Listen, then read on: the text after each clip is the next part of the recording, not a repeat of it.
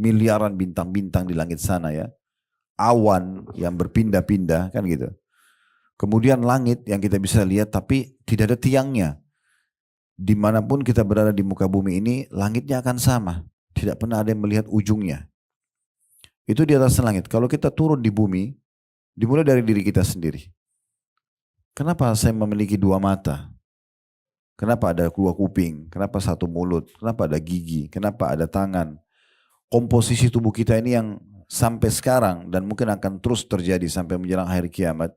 Para ilmuwan terkagum-kagum dengan komposisi manusia sendiri. Saya berapa kali lihat cuplikan ilmiah, bagaimana para ilmuwan itu terus mengadakan penelitian sampai hari ini, dan mungkin sampai terus sampai kapanpun di diri manusia sendiri. Dari, maaf saya bahasakan, kotoran tubuh manusia, itu bisa jadi ilmu pengetahuan. Kotoran hidung, kotoran mata, kotoran kuping, maaf mungkin seperti di sini dokter gigi. Itu kan orang jadi bisa belajar, dan itu jadi edukasi sendiri. Keajaiban luar biasa. Terus kalau kita makan, siapa yang menciptakan kita ini? Yang menata mata dua, hidung satu, kuping dua, gigi sekian banyak dengan segala macam serinya, jari-jari kita kenapa 5 kanan, 5 kiri. Tubuh kita ini sangat luar biasa gitu. Terus kita bisa jalan, kita bisa berpikir, kita bisa berbicara. Ada banyak fenomena dalam diri kita sendiri yang jadi tanda tanya. Kita kalau ngantuk tidur, sekarang siapa yang ciptakan kita? Siapa yang ciptakan ngantuk? Kenapa kalau ngantuk harus tidur? Kenapa nggak lain gitu? Misalnya makan, misalnya olahraga, nggak bisa, harus tidur. Kalau kita lapar, siapa yang ciptakan kita? Dan siapa yang ciptakan lapar itu? Dan siapa yang pandu kita? Kenapa kalau lapar harus makan? Nggak yang lain. Misalnya tidur, bangun tidur tetap lapar. Kayak terarah ke satu sistem, mau nggak mau gitu. Sama dengan fungsi kuping, sama dengan fungsi tangan dan segala macam dalam tubuh kita ini. Saya pernah lihat satu cuplikan ilmiah, digambarkan tubuh manusia ini, Bapak Ibu sekalian, itu ibarat seperti satu pabrik raksasa, memiliki bukan satu dua, tapi ribuan lift yang siap membawa apapun yang dimasukkan oleh manusia dalam tubuhnya. Contoh misalnya, kita makan segigit buah, 1 sendok nasi dengan lauknya misalnya. Semua itu kan ada macam-macam komposisinya. Ada vitaminnya, ada zat besi, ada segala macam gitu. Kita kan tidak bisa memilah itu. Kita cuma masukkan ke dalam mulut dan subhanallah kita nggak masukkan ke tempat lain. Kuping nggak bisa, ke mata nggak bisa, harus ke mulut. Ini kan kayak ada satu sistem yang harus memaksa kita tanda kutip ke situ. Lalu kita kunyah, setelah kita kunyah, ada rasa di lidah kita, oh ini manis, oh ini asam, oh ini pedas gitu. Terus kita telan di tenggorokan kita. Setelah kita telan di tenggorokan kita, itu kata para ilmuwan, semua komposisi makanan itu tiba-tiba masuk ke liftnya masing-masing. Yang ini ke darah, yang ini ke otot, yang ini ke... terbagi dengan sendirinya. Dan yang tidak dibutuhkan oleh tubuh, itu akan menumpuk ke usus kita. Kemudian setelah itu dia menjadi kotoran dan dibuang. Dan siapa yang mengatur sistem itu sehingga terpilah-pilah dengan sangat detail makanan itu. Begitu juga dengan cairan yang kita minum misalnya. Yang ini dia di bagian tubuh, yang ini akan dibuang misalnya. Dan dibuang pun tempatnya sudah ada, nggak bisa ke tempat lain. Dan tidak bisa ditahan. Siapa di antara kita teman-teman yang bisa tahan kalau dia kebelet kencing? Maaf. Kalau dia kebelet buang air besar? Nggak bisa, harus terarah situ. Kalau tidak dibuang bisa meninggal. Ada seorang kapten kapal laut, kapal pesiar di Amerika, beberapa waktu lalu masuk di berita, meninggal dunia.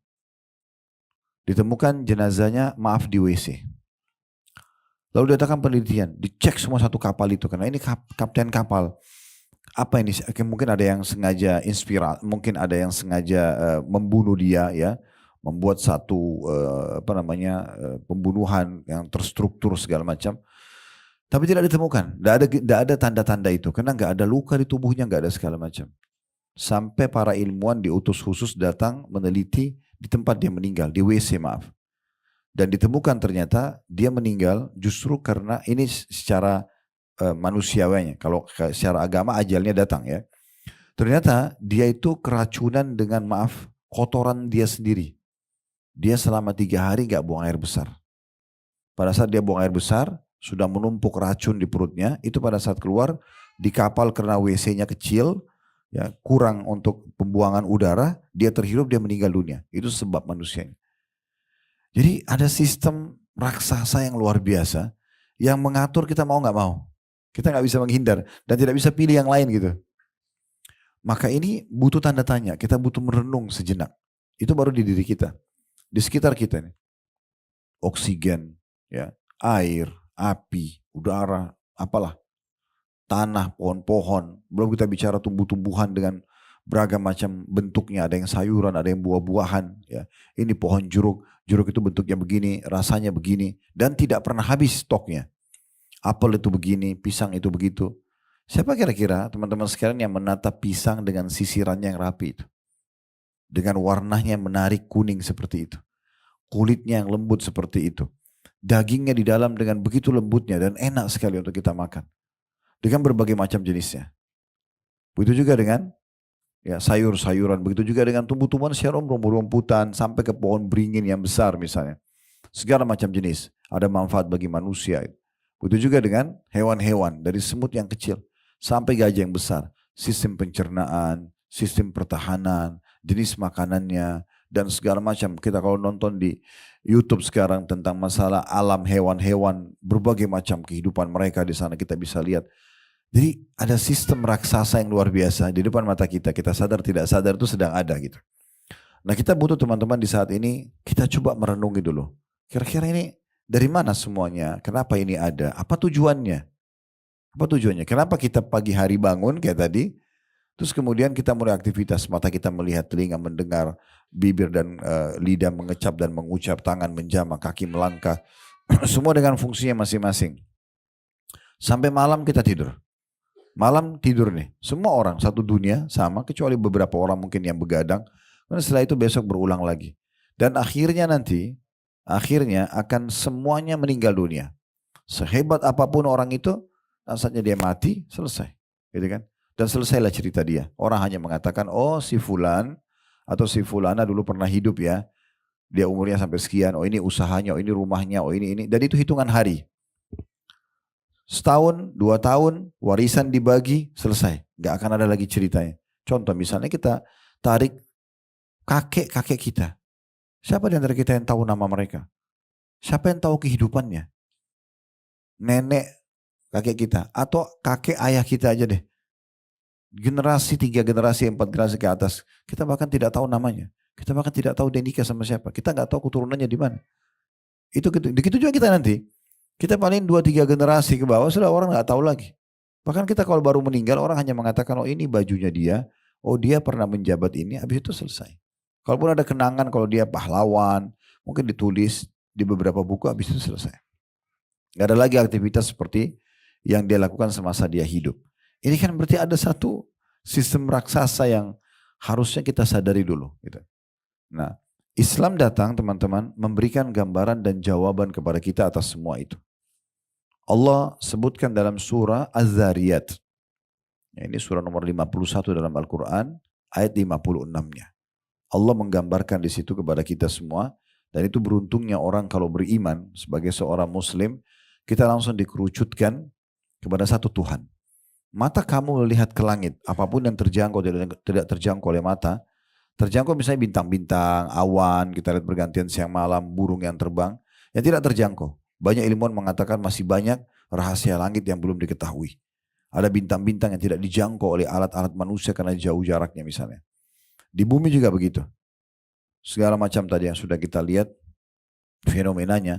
Jenis manusia ini sendiri ada bahasa, ada berbeda paras wajah, warna kulit, jenis kelamin dan seterusnya. Begitu juga dengan hewan-hewan, tumbuh-tumbuhan di bumi yang dijangkau oleh mata kita. Tidak dijangkau oleh mata kita seperti misalnya ada mungkin ciptaan Allah belum kita tahu di kedalaman lautan.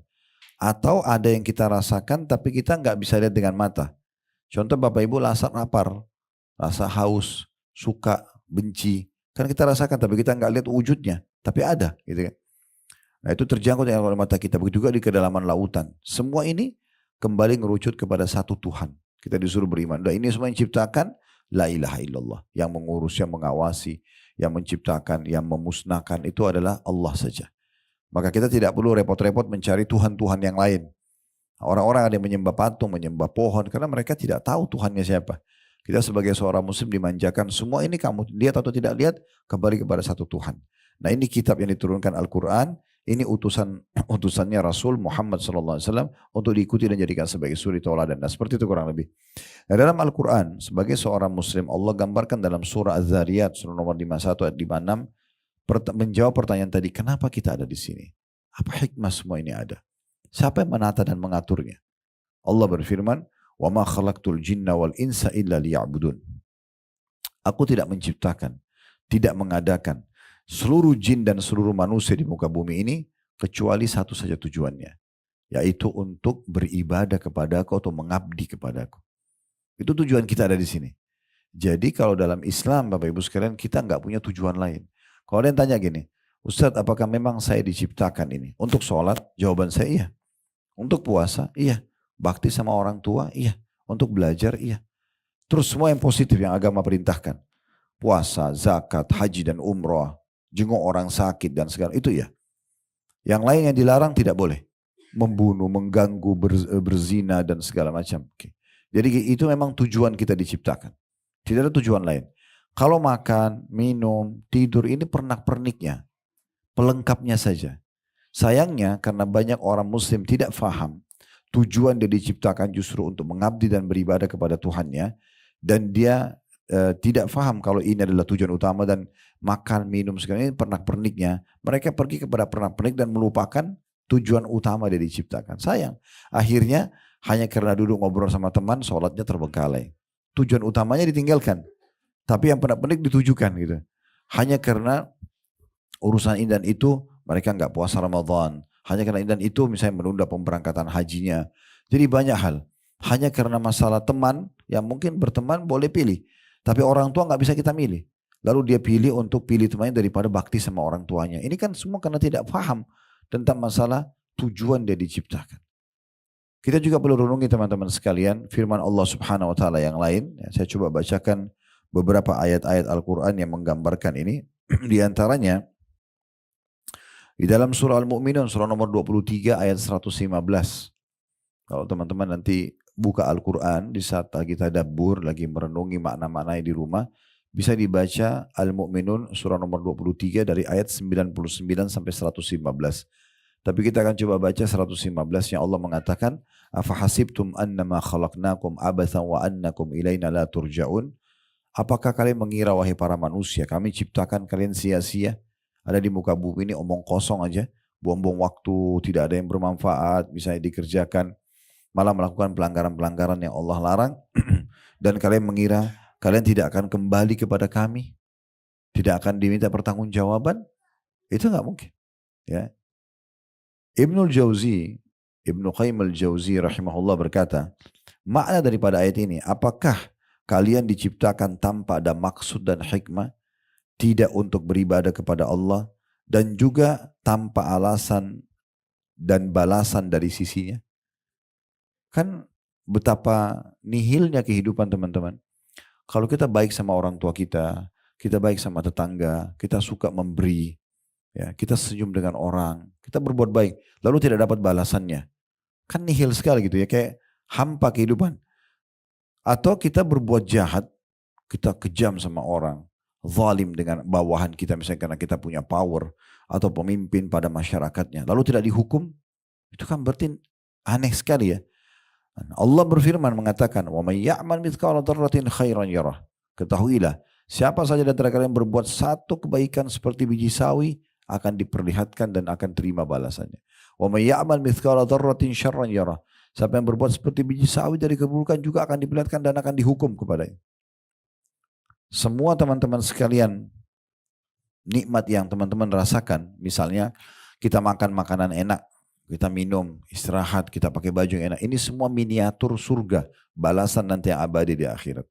Semua yang kita rasa nggak enak, gangguan orang atau mungkin kita pernah keseleo atau pernah kena beling kakinya atau apa, itu adalah miniatur siksaan neraka. Itu akan ada. Kita kalau kerja, kita kerucutkan supaya lebih kita pahami poin ini.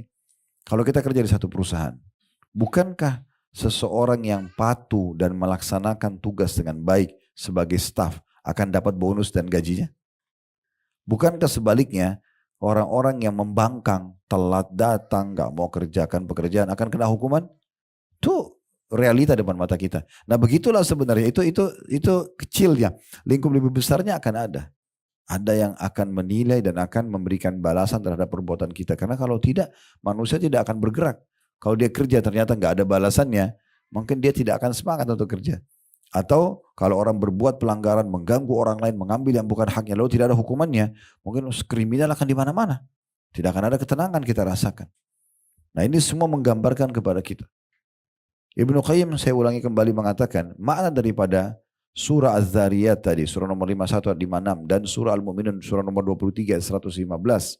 Apakah kalian mengira aku tidak ciptakan jin dan manusia kecuali untuk mengabdi dan beribadah kepadaku? Dan apakah kalian manusia mengira bahwasanya kami ciptakan kalian sia-sia tanpa ada tujuan, tanpa ada balasan, tanpa ada balasan kebaikan dan tanpa hukuman terhadap pelanggaran? Dan kalian tidak akan dikembalikan kepada kami?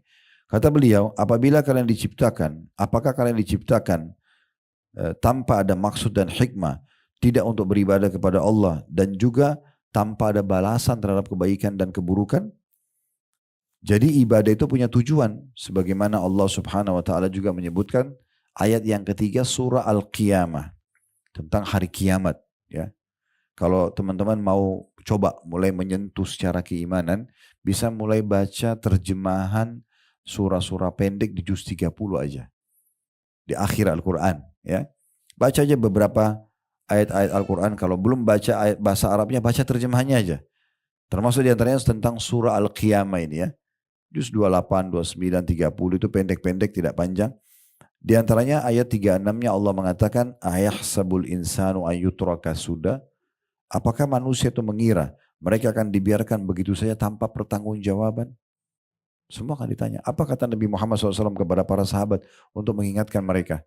Ingat, air dingin yang kalian minum, Allah akan tanyakan kepada kalian hari kiamat apakah kalian syukuri atau tidak. Semua akan ditanya sama Allah SWT. Tidak ada yang sesuatu yang sia-sia begitu saja. Kalau kita makan dari yang halal, kemudian kita bersyukur, dapat. Sudah dapat makanannya, dapat minumnya, kita dapat balasannya juga. Tapi kalau orang kufur, selalu menganggap tidak ada nikmat itu, memungkirinya atau bahkan tidak berbagi dengan orang lain dan seterusnya, maka akan ada juga konsekuensi daripada semua itu. Imam Syafi'i menanggapi surah Al-Qiyamah ayat 36 ini teman-teman sekalian, beliau mengatakan la yu'mar wala yanha. Apakah mereka menganggap manusia bahwasanya mereka tidak akan diperintah dan dilarang? Hidup begitu saja? Enggak ada perintah yang wajib, tidak ada yang sunnah, atau tidak ada larangan-larangannya? Juga beliau mengatakan, atau ulama lain mengatakan, la yuthabu wa la yu'aqab. Mereka mengira bahwasanya mereka tidak akan dibalas dari kebaikan yang mereka lakukan. Dan mereka juga tidak akan dihukum terhadap apa yang mereka langgar. Tanda tanya ini. Artinya ini pemahaman yang sangat keliru. Ya. Tidak mungkin itu terjadi semuanya tanpa ada tujuannya. Teman-teman sekalian, supaya lebih dalam kita memahami. Karena kan ini kita bicara berarti mengabdi kepada Allah ya. Allah tidak nampak dengan mata kita. Tetapi banyak sekali bukti kalau Allah sebagai pencipta. Supaya lebih jelas dulu, kita datangkan Tuhan-Tuhan selain Allah. Fir'aun yang sampai sekarang muminya masih ada di museum di kota Kairo. Saya pun pernah bawa jemaah travel kami untuk datang ke sana dan melihat ya, mumi itu, karena Allah kekalkan dalam Al-Quran. Hari ini kami selamatkan jasadmu hai Fir'aun agar menjadi tanda-tanda kebesaran kami bagi seluruh manusia. Bagaimana dia membangkang 10 tahun Nabi Musa dakwahi, ajak beriman kepada Allah, tidak mau. Firaun ini teman-teman sekalian fisiknya sempurna. Tampan, tinggi, kekar, kaya raya, raja, keturunannya banyak. Ya. Di awal Nabi Musa bergabung di istananya memang belum ada anaknya. Tapi setelah itu punya keturunan banyak dia. Dan pasukannya itu pada masa itu belum bisa ada yang mengalahkan. Karena itu Fir'aun ngaku sebagai Tuhan. Saya Tuhan. Jadi tidak ngaku ada Tuhan Allah. Dia ngaku dia Tuhan. Dialah Tuhan. Karena semua yang dia pikir kekayaannya banyak. Kerajaannya luas. Semua orang tunduk sama dia. Uniknya masyarakat Mesir waktu itu mengiyakan ketuhanan dia. Tapi Fir'aun subhanallah manusia makhluk seperti kita. Dari bayi semua manusia sama. lemah, tidak tahu apa-apa, mulai beranjak ke anak-anak, diajar oleh orang tuanya, orang tua pun tidak bisa dipilih. Saya nggak mau ibu itu, saya nggak mau ayah itu, tetap lahir ini ibu ini ayah, mau nggak mau. Sebagaimana fungsi anggota tubuh tadi semuanya harus sama gitu kan. Sudah begitu nggak bisa dialihkan gitu. Nggak bisa misalnya kita makan melalui kuping ya, atau kita mendengar dari mata itu nggak bisa. Maka Fir'aun ya mengaku sebagai Tuhan tapi unik ini. Tuhannya sama dengan manusia lainnya. Makan juga kalau lapar, tidur juga kalau ngantuk, sama. Sama, buang air besar, buang air kecil, sama. Dari bayi sampai tua gitu. Karena dia mengaku sebagai Tuhan, Allah mengutus kepadanya Nabi Musa alaihissalam. Nabi Musa mendakwai, hai Fir'aun, dari mana kau bisa mengaku Tuhan? Kau ini manusia biasa sama dengan kita. Gak ada bedanya. Kebetulan Allah kasih kamu kerajaan ini. Jangan sampai disalahgunakan. Gak mau dengar. Mana buktinya kau adalah utusan Tuhanmu? Baik, ini Allah kasih saya mukjizat. Nabi Musa dikasih tongkat yang berubah jadi ular. Karena waktu itu Fir'aun sangat percaya dengan para penyihir. Dan mereka itu paling sering menggunakan sihir takhayul. Mereka mengubah satu benda, tali misalnya berubah jadi ular. Untuk menakut-nakuti orang saja. Supaya tunduk semua sama Fir'aun gitu. Maka Allah kasih mirip dengan senjata mereka. Tongkat yang bisa dilempar jadi ular. Tangan Nabi Musa AS dimasukkan ke kantong bajunya, dikeluarkan, keluar cahaya yang terang seperti cahaya matahari. Tetap Fir'aun tidak mau. Enggak, saya enggak percaya, ini sihir. Saya akan datangkan semua penyihir-penyihir terhebat di Mesir dan di Afrika untuk menantang kau. Nabi Musa bilang silahkan. Tapi saya utusan Allah. Ini bukan sihir. Dan saya tidak minta apa-apa dari kamu, hai Fir'aun. Saya enggak minta kerajaan kamu. Saya minta kau beriman sama Allah. Tetap kau jadi raja, silahkan. Tapi ngaku Tuhan enggak mungkin. Apa yang bisa kamu ciptakan? Setetes air saja tidak bisa dia buat. Kalau haus dia harus minum. Tidak bisa dia bertahan. Enggak, saya kan pencipta. Saya enggak usah ada haus. Enggak bisa, harus haus. Dan harus minum. Maka pada saat itu pun Allah subhanahu karena Fir'aun tetap nolak. Dia disuruh datangkan penyihir. Ratusan penyihir datang. Menantang Nabi Musa AS. Dan dalam Al-Quran digambarkan mereka melempar tali-tali mereka berubah jadi ular. Allah suruh Nabi Musa AS lempar tongkatnya, tongkat Nabi Musa berubah jadi ular besar, lalu memakan ular-ular tersebut, batal semua sihir itu. Dan semua penyihir Fir'aun sujud dan mengatakan kami beriman kepada Allah. Karena mereka tahu ini bukan sihir. Karena sihir itu cuma khayalan saja. Maka Fir'aun marah. Kenapa kalian beriman kepada Musa? Maka saya akan potong kaki dan tangan kalian. Ya. Akhirnya banyak juga penyihir yang sudah beriman dibunuh sama Fir'aun. Akhirnya ringkas cerita, Allah subhanahu wa ta'ala datangkan ujian-ujian yang berat bagi Fir'aun. Supaya dia yakin, dia ini bukan Tuhan. Di antaranya Allah ubah air sungai Nil waktu itu menjadi darah. Setiap kali mereka lihat air. Tapi kalau mereka mau minum, karena waktu itu sumber minumnya orang Mesir dari sungai Nil. Kalau mereka ambil pakai gelasnya atau pakai teko atau pakai apalah pada saat itu bendanya, itu berubah jadi darah. Subhanallah, ini hanya terjadi pada Fir'aun dan pengikutnya. Nabi Musa sama pengikutnya tidak. Kalau mereka mau minum air biasa. Itu terjadi pada saat itu. Diskusilah mereka. Ini dari mana ini? Apa yang menyebabnya? Kenapa jadi darah? Kita tahu kalau makan, kita masih bisa bertahan 2-3 hari gak makan. Oke lah. Kalau minum, gak mungkin. Haus ini gak mungkin. Sehari aja kita sudah kering tenggorokan, gak mungkin. Kita gak mungkin tahan tanpa air. Kalau makan kita masih bisa tahan. Ya. Maka waktu itu mereka bilang sama Fir'aun, wahai Tuhan kami, wahai Raja kami, sungai Nil berubah jadi darah. Kita nggak punya solusi lain. Lakukan apa saja. Sudah, kami sudah lempar tumbal ke sungai Nil. Mereka sudah beli sapi, mereka sudah lempar anak gadis yang jadikan tumbal. Kan waktu itu mereka jadikan tumbal gitu. Anak gadis datangkan dilempar satu tempat begitu. Macam-macam. Tidak ada perubahan. Maka mereka bilang, kami sudah lakukan semua, tidak ada solusinya. Maka Fir'aun bilang, lalu apa saran kalian? Kata para penasehatnya, yang kita belum lakukan cuma satu. Kita belum minta pada Tuhannya Musa. Yang lain sudah. Kan Musa ngaku punya Tuhan tuh. Ya. Kita belum minta sama Tuhannya Musa. Kalau yang lain sudah kita lakukan, sudah tidak ada lagi. Udah habis idenya. Ini gak bisa bertahan lama-lama. Air mati kalau gak minum. Maka Fir'aun bilang, kalau gitu coba panggil Musa. Kalau Tuhannya Musa bisa mengganti sungai Nil yang darah ini menjadi air, kita beriman. Dipanggil lah pada saat itu. Dipanggil pada saat itu Nabi Musa alaihissalam datang. Pada saat datang, ya, kemudian tiba-tiba saja Fir'aun bilang, wahai Musa, kamu kan tahu sungai Nil sekarang berubah jadi darah. Ya. Kalau Tuhanmu bisa membuat ya, supaya sungai Nil ini dari darah berubah jadi air lagi, kami bisa minum, kami akan beriman kepada Tuhanmu, hai Musa. Nabi Musa bilang di depan mereka, apa kau benar, hai Fir'aun? Dia bilang tentu saja. Maka di depan Fir'aun Nabi Musa angkat tangan sambil mengatakan, ya Allah, sebagaimana engkau telah menguji masyarakat Mesir, sungai Nilnya berubah menjadi darah, sehingga mereka tidak bisa minum, ini sebagai peringatan darimu, kembalikanlah ya Allah, menjadi air biasa.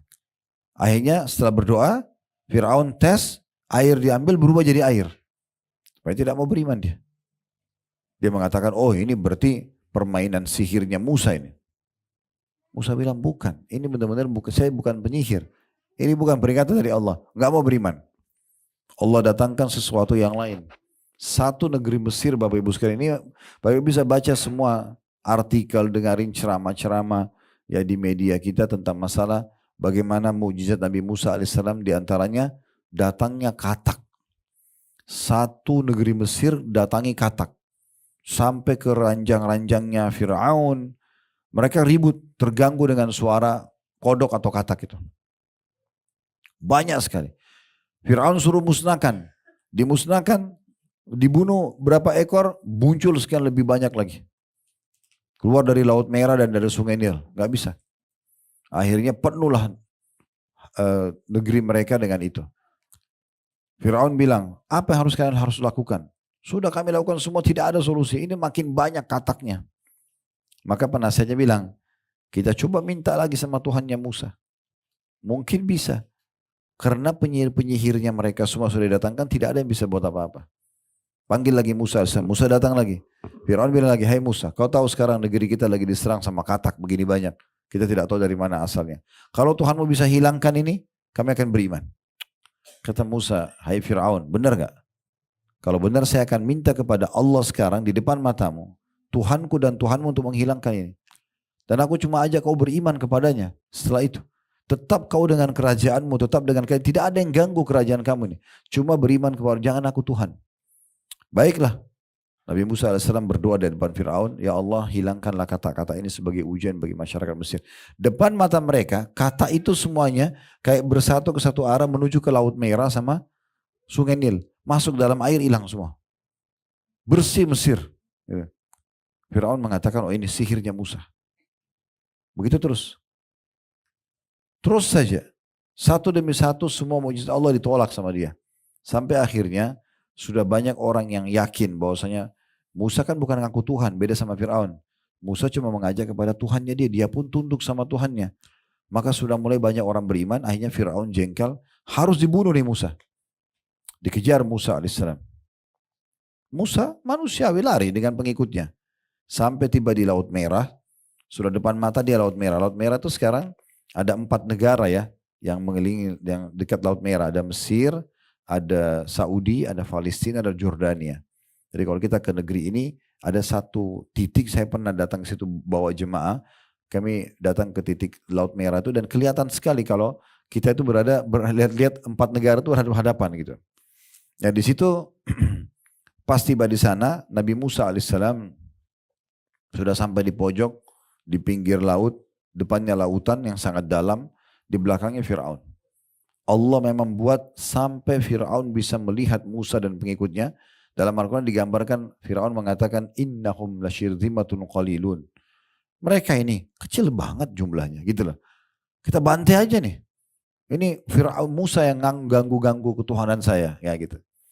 Maka ada satu pengikut Nabi Musa mengatakan, inna lamudrakun. Kita sudah dijangkau. Sebagian ulama menjelaskan makna sudah dijangkau. Fir'aun dan pasukannya sudah bisa melempar tombak mereka untuk membunuh. Sangat dekat sekali. Maka Nabi Musa mengatakan dalam Al-Quran, ini Bapak Ibu bisa baca dari semua ayat Al-Quran yang menceritakan tentang Nabi Musa. Nabi yang paling banyak Allah ceritakan dalam Al-Quran Nabi Musa AS. Dan kisah Fir'aun ini terulang-ulang gitu. Supaya jadi pelajaran. Maka pada saat itu Nabi Musa mengatakan, kalla inna ma'i rabbi sayahdin. Nggak mungkin, Tuhanku akan berikan petunjuk. Di saat itu Jibril datang menyampaikan, hai Musa, tugasmu hanya ayunkan tongkat yang berubah jadi ular yang mengalahkan para penyihir, pukulkan ke pinggiran Laut Merah, itu saja. Nabi Musa pun waktu itu tidak tahu apa yang akan terjadi. Cuma perintah dia ikut. Maka diangkat tongkat tersebut dan waktu diangkat, Fir'aun tahu tongkat ini. Kalau ini yang berubah jadi ular dan menghancurkan penyihirnya dia gitu. Maka waktu dipukulkan ke pinggiran, Allah menggambarkan maka laut tersebut famfalaka fakana kullu firqin kattaudil azim. Maka air Laut Merah itu tiba-tiba menjadi seperti dinding-dinding yang besar. Kiri dan kanan dan kering sekali dasarnya. Sehingga Bani Israel dan Nabi Musa AS berhasil lolos. Jalan di situ. Fir'aun kata sebagian ulama, andai saja di saat itu dia beriman kepada Allah, Allah perlihatkan tanda-tanda yang sangat besar. Air laut bisa berdiri seperti dinding gitu. Ya. Sampai orang-orang Bani Israel itu lewat itu dia bisa lihat ikan di kanan kirinya. Seperti cermin. Padahal itu air laut yang tadinya memang air laut itu. Maka Fir'aun tidak mau beriman. Dia mengatakan kejar Musa sebelum selamat ke pinggiran sana. Ke seberang. Maka waktu mereka kejar, Allah mudahkan orang-orang beriman lolos. Fir'aun berada di tengah-tengah, Allah tutup. Semua meninggal dunia. Sampai hari ini, baru berapa tahun yang lalu, dan sampai hari ini masih selalu diadakan penelitian di lokasi itu, mungkin ada penemuan, dan ditemukan itu. Saya kemarin ke museum itu ada kereta yang baru ditemukan, diyakini itu adalah di masanya Ramses Kian, itu Firaun yang tenggelam itu. Ditemukan muminya dia, ya ditemukan banyak sekali peninggalan-peninggalan di situ ya. Tombaknya ini dan segala macam itu, dan ditaruh di museum itu. Sangat besar di Kairo itu. Tapi intinya teman-teman sekalian Allah wafatkan dia. Dan Allah mengatakan al-yawma nunajjika bi badanika litakuna liman khalfaka ayah. Hari ini kami selamatkan badanmu. Badan berarti dari kepala sampai kaki. Semuanya diselamatkan oleh Allah. Agar menjadi tanda-tanda kebesaran kami bagi orang yang datang kepada sesudahmu.